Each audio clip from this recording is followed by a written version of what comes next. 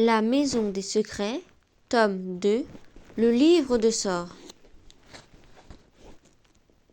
Chapitre 1.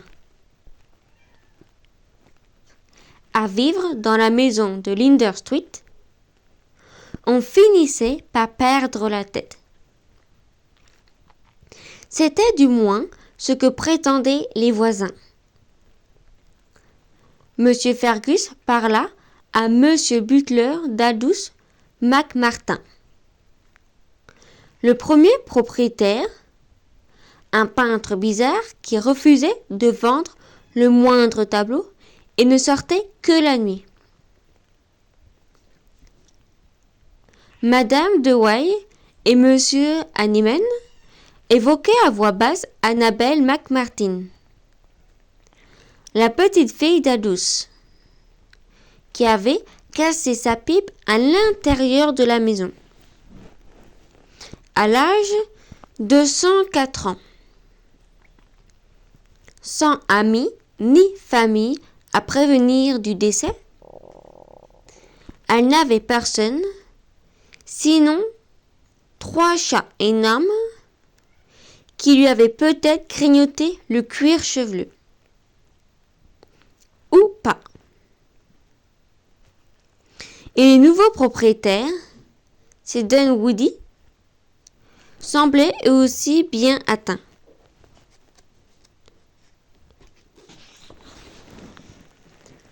Depuis le début de l'été, les habitants de Linden Street voyaient une fillette dégingandée et silencieuse jouer ou lire dans les jardins. En général, elle était toute seule. Mais, de temps en temps, un monsieur aux lunettes épaisses, aux cheveux rares, s'aventurait dehors. Il sortait la veille, la vieille tondeuse mécanique et décapitait 1 ou 2 brins d'herbe avant de s'arrêter pour contempler le ciel en marmonnant. Puis, il se ruait dans la maison, abandonnant la pelouse en l'état. Parfois, la tondeuse restait là pendant des jours. D'autres fois, c'était une femme entre 2 âges qui sortait de la maison pour faire un tour dans le jardin. Elle arrosait les mauvaises herbes, l'herbe absente. Elle avait aussi tendance à oublier des sacs de course sur le toit de sa voiture. Des cascades d'oranges et d'oignons dévalaient Linder Street quand elle démarrait. Les voisins, auxquels rien n'échappait, secouaient la tête d'un air navré. Puis, par un matin éclatant de juillet, la fillette dégingandée et silencieuse se rendit à la boîte aux lettres munie de 2 pots de peinture. Sur ses talons trottinait un chat multicolore, affublé d'un aquarium sur la tête. La demeure, menaçante, paraissait épier ses fenêtres vides et sombres. Le chat attendait. La fillette effaça une autre marque matin d'un coup de pinceau et écrivit Dunwoody par-dessus, en majuscules vertes. Madame Nivens, la voisine, qui faisait semblant d'entretenir ses rosiers, surveillait le duo de près. Son chapeau à large borde dissimulait son visage, mais son regard n'en était pas moins perçant et curieux. Prêt pour l'atterrissage? Chuchota la fillette au chat. Retour dans l'atmosphère terrestre dans 5, 4, 3, 2. Le chat et la fillette s'élancèrent, se ruèrent sur la véranda et passèrent la lourde porte d'entrée qui claqua bruyamment derrière eux. Tous les habitants de Hiddenswich étaient d'accord. Les Dunwoody étaient mieux que les McMartin. Certes, mais ils n'en étaient pas moins tarés. La fillette dégingandée et silencieuse s'appelait Olive. Pour le moment, elle avait 11 ans.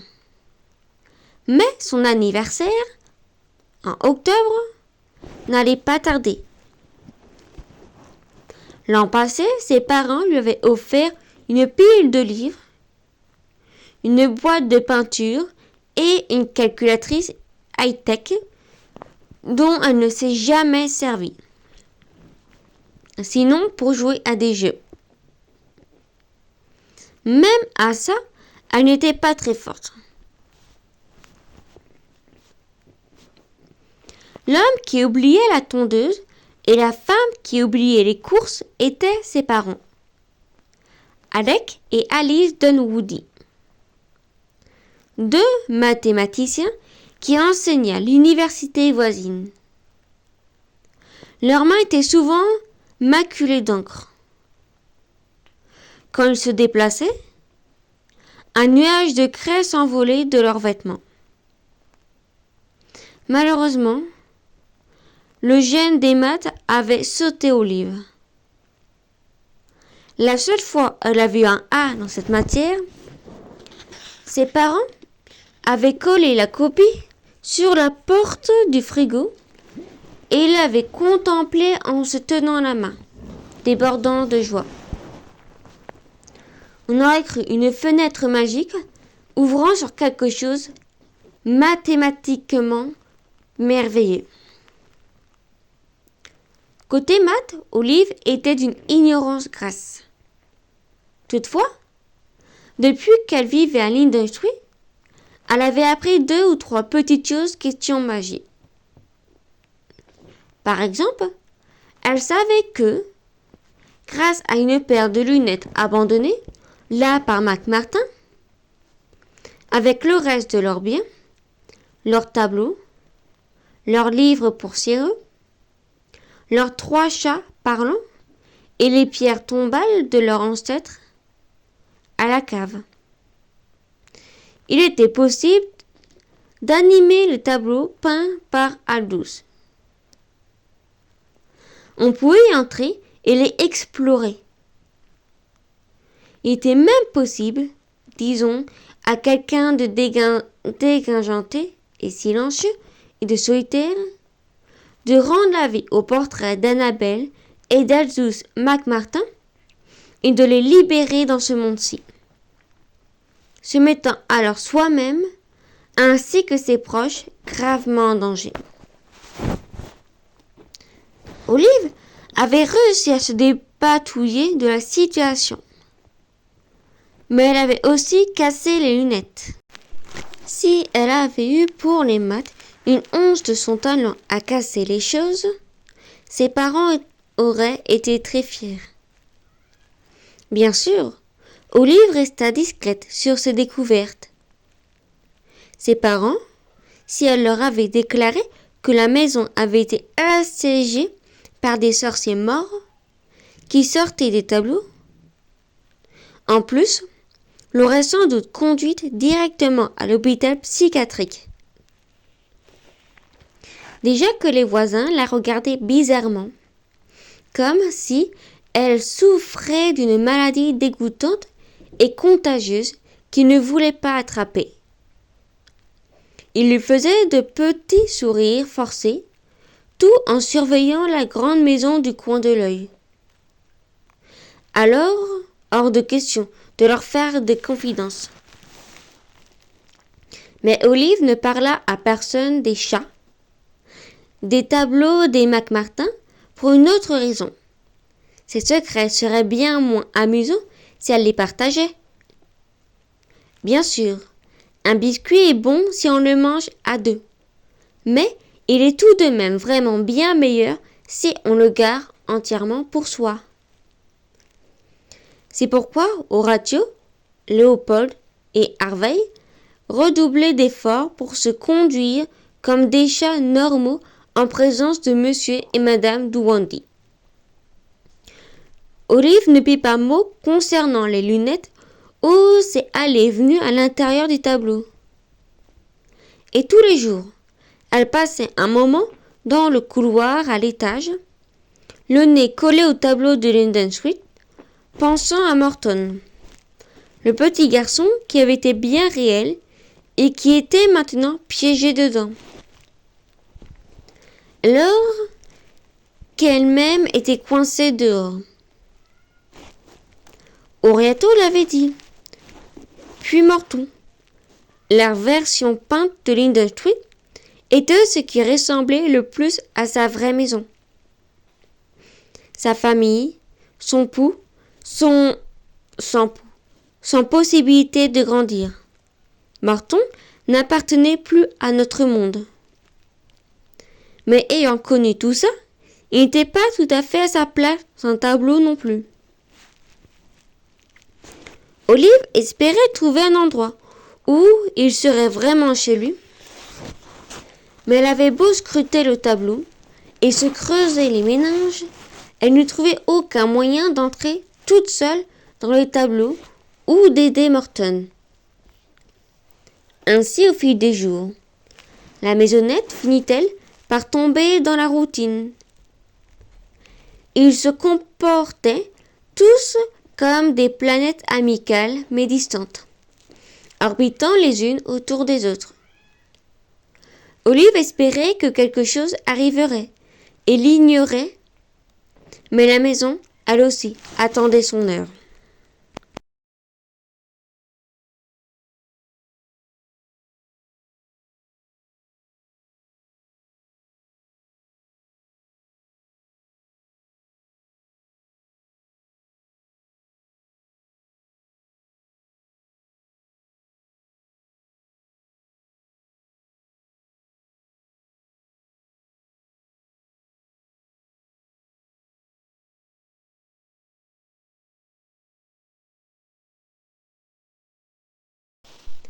Chapitre 2.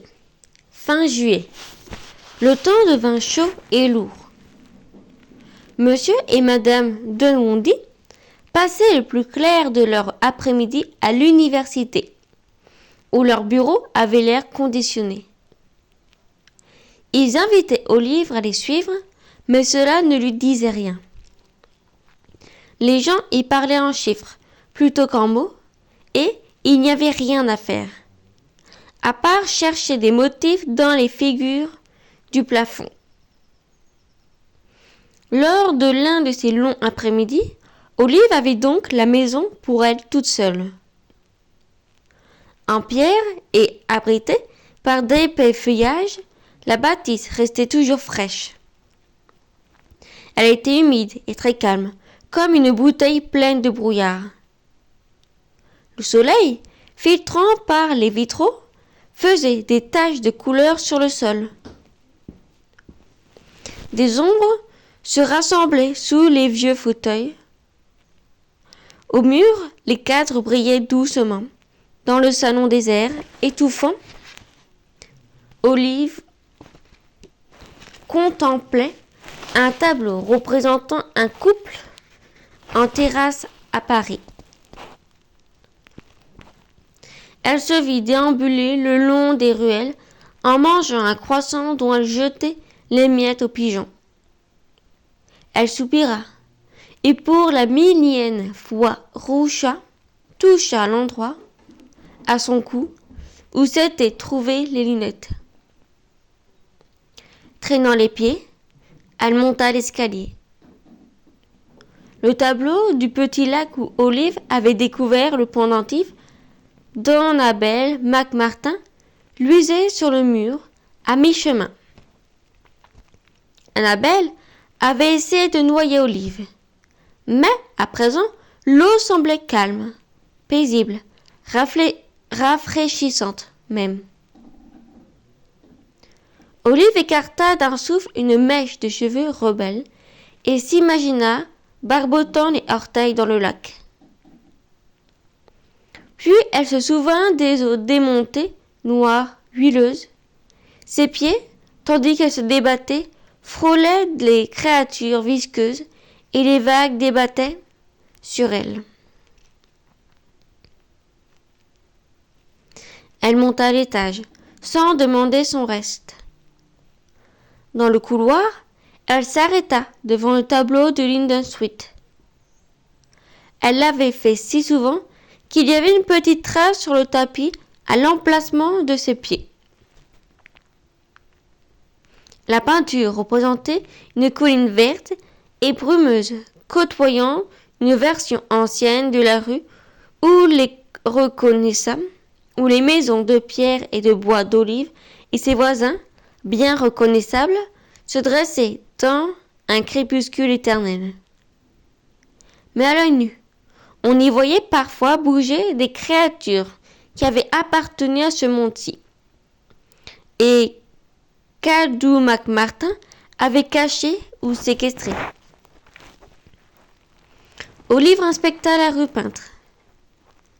Peut-être prenait-elle ses désirs pour des réalités, mais elle crut voir de pâles petites silhouettes bouger au loin. Morton était parmi elles. Olive colla le nez contre la toile, mais recula précipitamment. Le tableau avait bougé à son contact. Lorsque les Dunwoody avaient emménagé, tous les tableaux étaient rivés au mur de façon magique. Mais maintenant que les McMartin n'étaient plus une menace, on pouvait les déplacer comme des cadres ordinaires. Olive n'arrivait pas à s'y faire. Elle redressa le tableau de Linden Street et, avec un soupir, partit vers sa chambre. Oriato dormait sur la coiffeuse. Son long corps reposait en équilibre sur la tablette et sa grande queue de veteuse se balançait délicatement entre les vieilles bouteilles de soda qu'Olive collectionnait. Le pendentif d'Annabelle, désormais sans portrait ni pouvoir, était enroulé au goulot de l'une de ses préférées, verte vif, avec des bosses qui rappelaient les papiers à bulles. À une époque, le pendentif brillait au cou d'Olive, et elle avait craint de ne jamais réussir à l'enlever. Mais depuis que les McMartin n'étaient plus, le collier, lui aussi, avait perdu toute sa magie, comme d'autres objets maintenant ordinaires. Oriato souffla Olive. Le chat ne broncha pas. Oriato répéta-t-elle plus fort.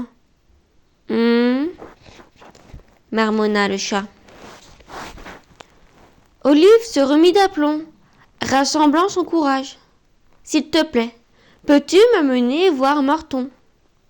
Demanda-t-elle, en faisant bien attention à ne pas geindre. Je n'y ai pas été depuis des jours. Oriaton ne dit rien. Je disais, s'il te plaît. J'ai entendu. Même si je dormais. Il regarda Olive dans le miroir et la fusilla d'un regard vert. Demande à quelqu'un d'autre. Olive soupira bruyamment et quitta la chambre. Elle jeta un coup d'œil au tableau de Linden Street et passa à toute vitesse devant l'endroit où s'était trouvée la peinture d'une forêt au clair de lune. Le rectangle vide, plus menaçant qu'un simple pan de mur, se doit de l'être. Elle dévala les marches, sous le haut plafond, puis traversa la cuisine, jusqu'à la porte de la cave. Elle s'y était habituée à cette cave, mais elle ne l'aimait pas pour autant. Elle était toujours sale et sombre, pleine d'araignées. Et les pierres tombales, quoique invisibles, était bien présente, enchâssée dans les murs froids. Olive ouvrit la porte et alluma la première lampe. La faible lumière révéla un escalier branlant qui se perdait dans les ténèbres. « Léopold, tu es là ?» appela-t-elle en s'aventurant à l'intérieur. Au pied des marches, elle chercha à tâtons la chaînette de la deuxième ampoule. En vain, elle semblait avoir disparu. N'aurait-elle pas dû se trouver là ? Elle fit de grands gestes dans le noir. L'obscurité parut s'épaissir. Les murs de pierre exhalaient un souffle froid et humide qui lui chatouillait la nuque. Elle s'apprêtait à rebrousser chemin sans demander son reste quand sa paume heurta la chaîne. Elle la tira si fort que l'ampoule tressaillait. Deux yeux verts scintillaient dans un coin. Même si elle s'y attendait. Elle sursauta nerveusement. Puis une voix barrue et familière dit « À vos ordres, miss. » Sur la pointe des pieds, Olive s'avança sur le sol, caillouteux. À travers les ombres, l'énorme chat noir se tenait au-dessus de la troupe comme lors de leur première rencontre. Raide comme une statue, sa fourrure sombre et brillante comme du pétrole. Longtemps auparavant, Annabelle McMartin avait caché là l'urne contenant les cendres de son grand-père. Puis, assez récemment, Olive l'avait aidé à son insu. Elle l'avait ressorti. Au bord de la trappe, Olive sentait presque le vent de la forêt peinte où les sorts tourbillonnantes d'eau douce avaient obscurci le ciel et fourmillaient contre sa peau, tels des millions d'insectes noirs. Morton et elle s'étaient alors mis à courir vers le cadre. Elle secoua les bras pour se débarrasser du souvenir et des insectes imaginaires. « Que fais-tu, Léopold ?» demanda-t-elle en s'accroupissant, essayant de réguler son rythme cardiaque. « Je monte la garde, » répondit le chat en bombant le torse. La sécurité a un prix, la vigilance perpétuelle. Mais il n'y a plus rien là-dessous. Léopold ouvrit la bouche comme pour la contredire. Puis il la referma. Il s'éclaircit longuement la gorge avant de reprendre la parole. Un soldat ne remet pas les ordres en question. Mais d'où viennent les ordres ? Dit Olive. Long silence. Léopold, au garde à vous, regardait résolument droit devant lui, au point de se mettre à loucher. Ça ne fait rien, déclara Olive, qui avait peur qu'il ne se fasse du mal en réfléchissant davantage. Je voulais juste savoir si tu voudrais bien m'emmener voir Morton. Mais il faudrait que j'abandonne mon poste. C'est contre les règles. Je vois, opina Olive. Et si, plutôt que de s'éloigner de ton poste, on restait ici et on descendait par la trappe ? Léopold secoua violemment la tête. Absolument impossible, miss. Je veux dire, affreusement impensable. Je veux dire, non. Olive s'agenouilla sur le sol froid et gradouilla, le chat entre les oreilles. Peu à peu, sa tête s'inclina vers la main de la fillette. « Allez !» plaida celle-ci, alors que les yeux du chat étaient mi-clos. « Tu ne me quitteras pas une seconde. Je veux juste jeter un œil, rien qu'un petit coup d'œil, s'il te plaît. Léopold se ressaisit.